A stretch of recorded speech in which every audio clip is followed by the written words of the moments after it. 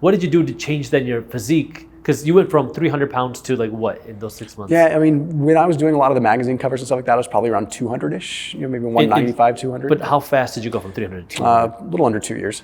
So it took you 2 years. You lost, 100 pounds is a lot of weight. Yeah. What were you doing in the gym to hit that? Yeah, so fortunately, I wish I could make it sound easy for everybody, but fortunately, I had a little bit of an athletic background, so I knew how to lift. Okay, like even when I was overweight, I was still going to the gym 1 day a week. I just convinced myself that I was a power lifter and that I could get away with just like lifting a couple heavy things and then going back to sitting down. Yeah. So it's kind of funny. So I had a decent amount of what we kind of call in the industry as clay mass, right? Just like you got this clay mass underneath. Like I had good muscle. Like if you look at pictures of me when I was overweight, like you can tell I was still a built guy. I kind of looked like a lineman. It looked like, okay, this guy works out, but he's just like, he probably plays football or something, right? So I was never like overly sloppy, and so I just want to make sure I'm honest with people so that they don't get like completely discouraged. I had a little bit of a background in that, but then when it came down to working out after the fact, no, I didn't put ridiculous amounts of time in the gym. I don't think I ever was spending more than an hour and a half at the most. Like and that was on days when I was doing like a lot of cardio with it too. And I enjoy working out. Like I would like to be in the gym longer, but I also have the attention span of a gnat sometimes. And I'm like, I just want to get on to the next thing. I want to get moving. So I'd say, on average, it was like an hour, 6 days a week. So it's interesting because there's a few things that I want to go over, because for one, like I feel like, and I know you and I have talked about this before, that there's a lot of similarities between like the financial discipline mentally and the physical discipline in your fitness, because from what I've seen, like they kind of go hand in hand, where it's like, okay, I have the discipline to delayed gratification in my money. I'm going to not spend my money on the nice things today, so I have money to invest. Likewise, when it comes to my diet, I'm going to say no to the cookie today. That way I could eat the strawberry, something healthier. And then I'm going to put in the work to go to the gym. And then like you, I kind of fell in love with it, where I'm like, I love working out. So it kind of became nice where my gym was my outlet. Like I don't drink, I don't go partying. Instead, I go to the gym.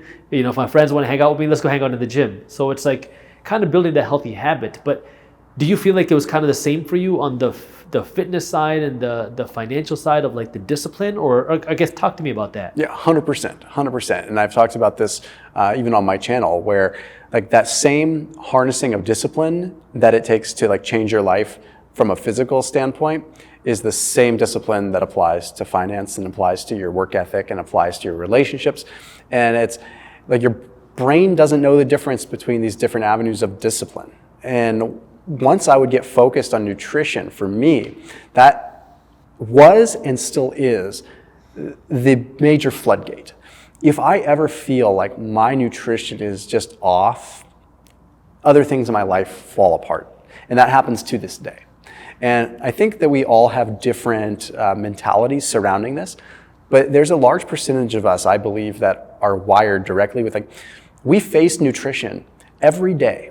We face nutrition decisions multiple times per day. So there is no better way to refine, maybe outside of breathwork practice, no better way to harness and refine your discipline than by having discipline with food, because you are constantly faced with it and bombarded it. So you're just like able to make these minute little adjustments throughout the day that acts as like a constant reminder and a constant practice. So you do harness that discipline and you get to practice it. Whereas if you're making a financial investment, maybe you have to make that discipline like with the paycheck or every other week when you get a paycheck, or you have to harness that discipline when you go to the store to refrain from spending. And you're going to get in situations where you are faced with it a lot and you have to refine that discipline, but probably not as much as you're going to have to face it with food, because even when you're at your house, you have a pantry there all the time. I guess I could go back on that and say we have Amazon now, stuff, right? So you have to have discipline all the time where you could just be spending. If you enjoyed this short clip from my longer videos, here's another clip that I think you'll love. And while you're at it, if you're interested in learning more about how to start generating passive income, our team put together an amazing guide on how to start generating passive income for free. All you gotta do is click that button right over there. Thank you for watching, and as always, keep hustling.